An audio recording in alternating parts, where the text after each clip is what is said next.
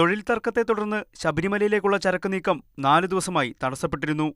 എന്നാൽ ഇക്കാര്യത്തിൽ പത്തനംതിട്ട ജില്ലാ ഭരണകൂടം നിസ്സംഗത കാണിച്ചതായി ദേവസ്വം ബോർഡ് പ്രസിഡന്റ് പ്രയാർ ഗോപാലകൃഷ്ണൻ പറഞ്ഞു.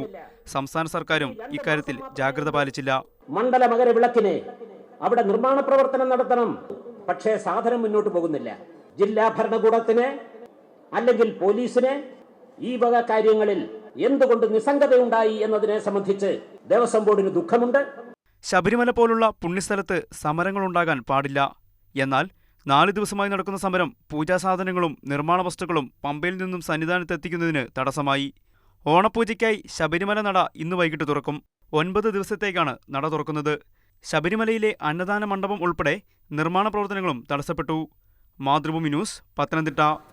മണ്ഡലകാലം മുടക്കുന്നതാര് എന്നാണ് സൂപ്പർ പ്രൈം ടൈം ചർച്ച ചെയ്യുന്നത്. ഈ വിഷയത്തിൽ പ്രതികരിക്കാൻ കോൺഗ്രസ് നേതാവും തിരുവിതാംകൂർ ദേവസ്വം ബോർഡിന്റെ മുൻ പ്രസിഡന്റുമായ ജി രാമൻ നായർ, നിർമ്മാണ തൊഴിലാളി യൂണിയൻ CATU പത്തനംതിട്ട ജില്ലാ പ്രസിഡന്റ് എസ് ഹരിദാസ് എന്നിവർ തത്സമയം ചേരുന്നു. അല്പസമയത്തിനകം BJP വക്താവ് JR പത്മകുമാർ, അയ്യപ്പധർമ്മസേനയുടെ പ്രതിനിധി രാഹുൽ ഈശ്വർ എന്നിവരും ഈ ചർച്ചയിൽ തത്സമയം പങ്കുചേരും. ദേവസ്വം മന്ത്രി കടകംപള്ളി സുരേന്ദ്രൻ, തിരുവിതാംകൂർ ദേവസ്വം ബോർഡ് പ്രസിഡന്റ് പ്രയാർ ഗോപാലകൃഷ്ണൻ, ജില്ലാ കളക്ടർ എന്നിവർ ടെലിഫോൺ ലൈനിലും ഈ ചർച്ചയിൽ പങ്കെടുക്കും. അതിഥികളിലേക്ക് പോകും മുൻപ് 1.5 മിനിറ്റ് ദൈർഘ്യമുള്ളൊരു ഇടവേള. ശബരിമലയെ സമരമലയാക്കുന്നതാര് എന്നാണ് സൂപ്പർ പ്രൈം ടൈം ആദ്യം ചർച്ച ചെയ്യുന്നത്. ശ്രീ പ്രയാർ ഇപ്പോൾ ടെലിഫോൺ ലൈനിൽ. ശ്രീ പ്രയാർ, എന്താണിപ്പോൾ അവിടെ ഈ സമരം 4 ദിവസമായി തുടരുന്നതിന്റെ കാരണം? ശബരിമലയിൽ ട്രേഡ് യൂണിയൻ പ്രവർത്തനം അരുത് എന്ന് ഡിവിഷണൽ ബെഞ്ച് 1999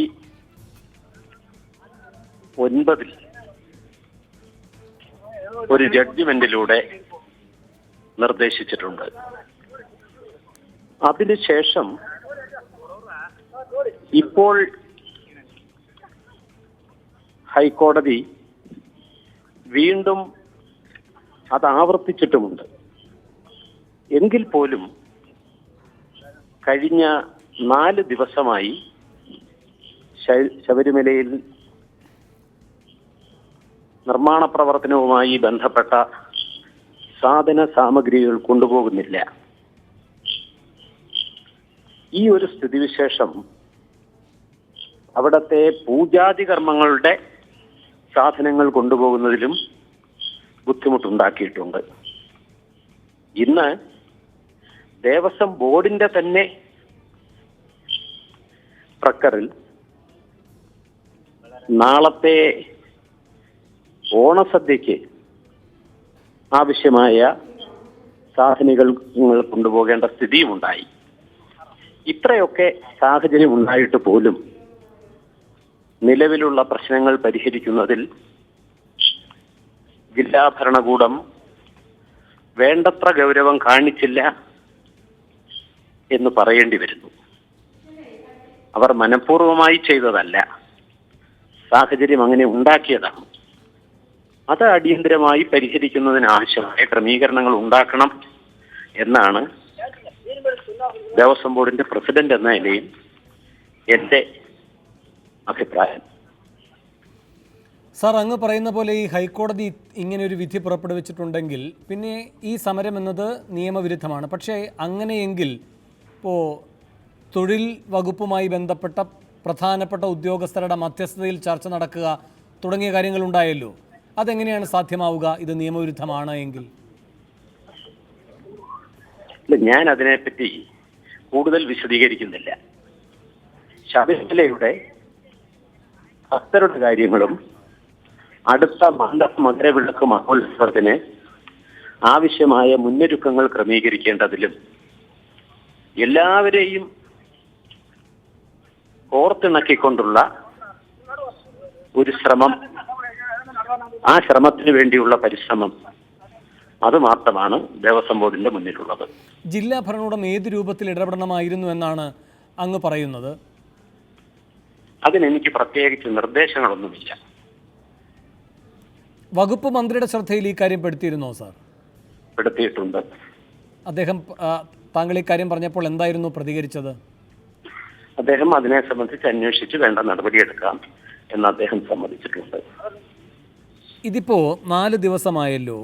ഇത് വരും ദിവസങ്ങളിലും തുടരുകയാണെങ്കിൽ ശബരിമലയുടെ പ്രവർത്തനങ്ങൾ ഏതൊക്കെ തരത്തിൽ ബാധിക്കുമെന്നാണ് താങ്കൾ വിലയിരുത്തുന്നത്? ഞാനത് പറഞ്ഞു കഴിഞ്ഞു. വിവാദങ്ങൾക്ക് തിരികൊളുത്താൻ ഞാനില്ല. അല്ല, എന്തൊക്കെയാണ് തടസ്സങ്ങൾ ഇനി ഉണ്ടാവുക എന്നാണ്? അല്ല, ഈ പറഞ്ഞതിലെല്ലാം നിക്ഷിപ്തമായിട്ടുണ്ട്. ദേവസ്വം ബോർഡിന് ഈ കാര്യത്തിൽ എന്ത് ചെയ്യാൻ കഴിയും? ദേവസ്വം ബോർഡിന് ചെയ്യാൻ കഴിയുന്ന കാര്യങ്ങളുണ്ട്, അതിലേക്ക് ഞാൻ കടക്കുന്നില്ല. ഇതിപ്പോൾ എല്ലാ വിഭാഗം ട്രേഡ് യൂണിയനുകളും ഈ സമരരംഗത്തില്ലേ?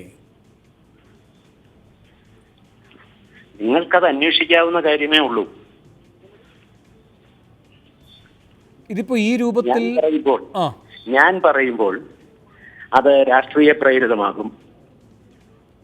അതല്ലെങ്കിൽ ഞാൻ പറയുമ്പോൾ അത് മര്യാദ ഇല്ലാത്തതാകും. ആ രീതിയിലേക്ക് ഞാൻ കടക്കുന്നില്ല.